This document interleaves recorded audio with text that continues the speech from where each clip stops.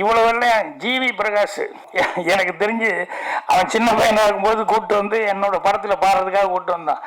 முடியவே முடியாது. அவன் அங்கே ஓடுறான், இங்கே ஓடுறான், எங்கெங்கேயோ ஓடிக்கிட்டு இருக்காப்புல. அவங்க அம்மா டேய் டேய் டேய்னு அவங்க அம்மா கெஞ்சி கூத்தாடி கூப்பிட்டு வந்து அப்புறம் அவங்க அம்மா முதல்ல எனக்கு சொல்லிக் கொடுங்க சார், நான் சொல்லிக் கொடுக்குறேன் அப்படின்னு சொல்லிட்டு முதல்ல அவங்க அம்மாவுக்கு டியூன் கொடுத்து அவங்க அம்மா கற்றுக்கிட்டு அதுக்கப்புறமா அவனை பிடிச்சி ஒரு ஓரமாக உட்கார வச்சு அவனை சமாதானப்படுத்தி அப்புறம் அவன் அந்த டியூனை வந்து வாங்கிட்டு அப்புறம் ரொம்ப நேரத்துக்கு அப்புறம் கரெக்டாக பாடினான்.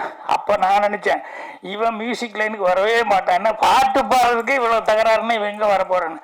ஆனால் இன்றைக்கி பாருங்கள், நல்ல மியூசிக் டைரக்டர்னு பிரமாதமாக பாட்டும் போடுறான், ஹீரோவாகவும் நடிக்கிறான், எல்லாமே பண்ணுறான். ஸோ சின்ன வயசாக இருக்கும்போது நமக்கு தெரியல அந்த குழந்தைக்கு என்ன, அவனுக்கு நம்ம ஏதோ நினைக்கிறோம் சரி இது வராது இதில் வராது அப்படின்னு சொல்லிட்டு அவங்கவுங்களாம் வளரும்போது அவங்களுக்காக ஒரு பக்குவம் வரும்போது அவங்க எல்லா விஷயங்களையும் வந்து அவங்களுக்கு விருப்பமான முறையில் போனால் தான் கரெக்டாக செய்ய முடியும்.